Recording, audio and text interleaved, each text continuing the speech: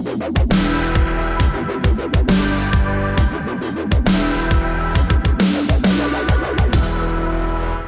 know, I spent my high school years thinking I was going to die if I didn't find somebody to have sex with me, and now we have people who will kill because they can't find anybody to have sex with them. I wish I were kidding about this. Hey everybody, I'm Steve Green with Bill Whittle and Scott Ott, and this is Right Angle, brought to you by the members of BillWhittle.com.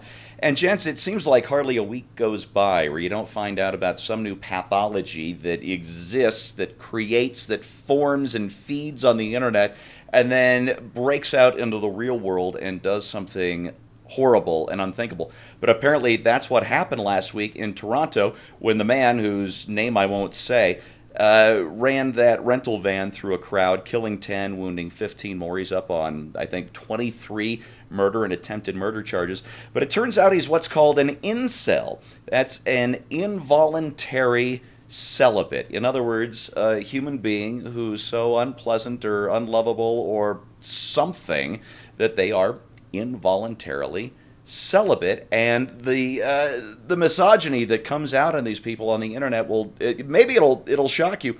But what really shocked me when I learned about this, guys, is he was being cheered on. This is unbelievable. Yeah, on Facebook, and I probably read it by his fellow incels.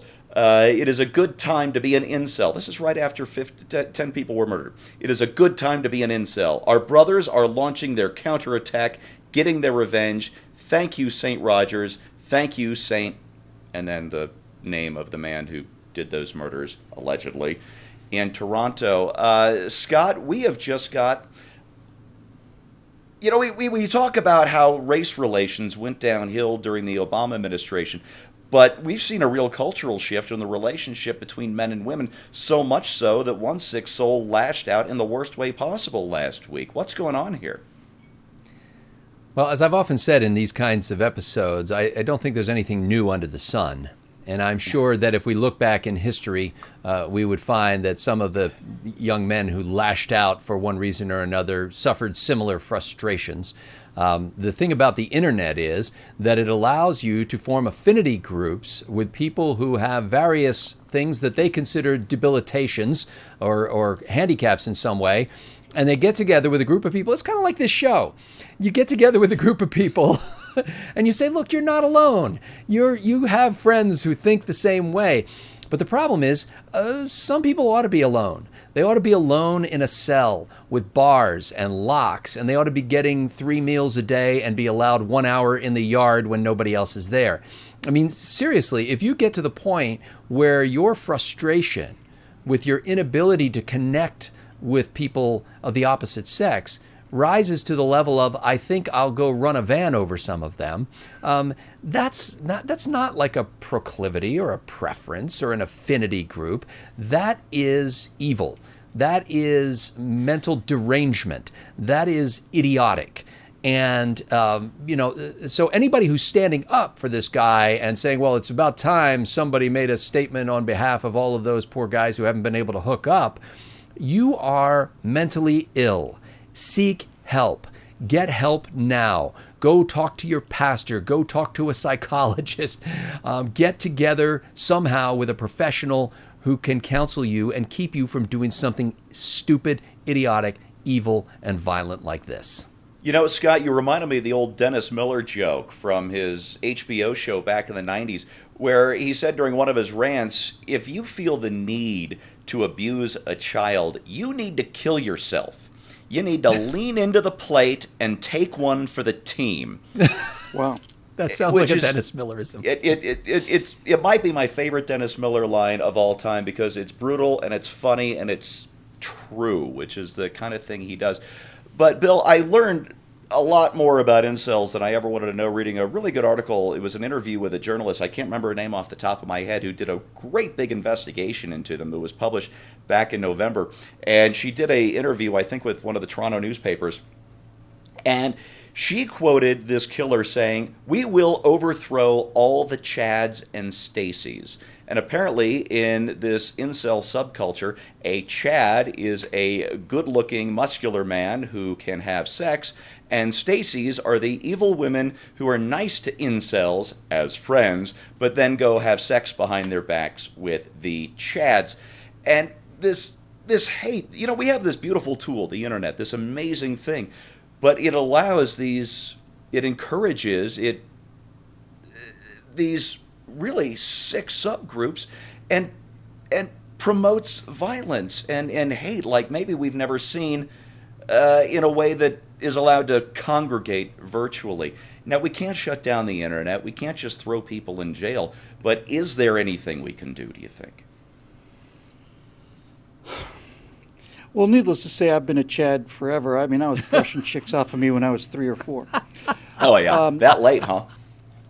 But I have a friend, a good friend, who in high school was a bit of a nerd, a science nerd, and kind of gawky and thin. And one of those planetarium geeks. And he decided, yeah, he worked at the planetarium too. As a friend of mine at the planetarium, and he decided that he had this complete, this complete obsession over one of these beauty queens, the kind of cheerleader, the hot girl. And this, by the way, is why John Hughes should burn in hell, because all of his movies gave people like me hope. John Hughes was people like my friend. People like my friend. They gave people like my friend hope because they convince you. What John Hughes did in his movies was relive his childhood, undoubtedly, where the nerd wins, and so on. But in any event, my friend never actually hated the person who was spurning him. He just figured he wasn't doing enough of her homework and bowing and scraping and being obsequious enough. That was his mental genius breakthrough. And I know I'm joking around about something that got people killed, but seriously, this is not news. That young men with big imaginations and relatively low degrees of confidence with the opposite sex, for whatever reason, spend a lot of time wondering why they're in the friend zone all the time. And some guys never ever get out of the friend zone ever, and they don't kill people over it. Yeah. They usually don't end up with Stacys, but that's where most of the sensible country is. This country is built on regular people without these kind of pathological problems that my friend had. So to answer your serious question, I'll say this. You are absolutely right. The internet is rewiring how we think. It is genuinely changing our brain chemistry and our brain circuitry. I completely agree with this. Where it's allowing the good to get better and the bad to get worse, where people like us can get together and we feel like we've been friends for 10 years. We see each other every week for 10 years. We've probably been together, the three of us in the flesh, in the same place 3 or 4 times in our lives. And all of the connections that we have with the internet, all the friends that we have and people we haven't seen for a long time, and what's my niece doing and all the rest of it, this is all wonderful. But the flip side of this is it allows the people with the real pathologies to reach out to people who are borderline on the pathologies and convince them that they should be radicalized along these lines. If there was ever a more pathetic cause, to murder somebody for, I don't know what it is. It's Revenge of the Nerds in 2018, and in 2018. It's not the result of we're going to do a great musical number and win all the chicks. In 2018, we're going to rent a van and run people over. This is what the internet has done to people. It has disconnected them from the reality of other people's existence, reduced everything to a series of photographs, a series of Facebook posts, completely eliminated the idea that these people that are their victims are actual people, and furthermore, reduces the people who themselves are in this category to something that's not a whole lot better than just a hate machine, So you didn't score with the chicks in high school. That usually is an indication that you're going to be a big success later in life. Honestly, what's the problem here, Jack? Take a few lessons. I mean, just watch a few movies, figure it out. But yeah, it's scary, Steve, and it's like Antifa and everything else. It's an indication that the moral substructure of this country is in very, very bad shape. Steve, Bill, yeah, go ahead, Scott. I was going to say, can I just add something? Because I was kind of attacking and sardonic in my first answer. I do want to say, if you're one of these people who has had such a hard time and for years and years you just can't seem to figure out why the young ladies don't find themselves attracted to you, or you don't seem to notice that, may I suggest something? Stop thinking about yourself and your needs and focus on being of service. See, this clown in the van wanted to make an impact in life because he felt that nobody cared about him and nobody noticed him, and so he was going to make a big splash.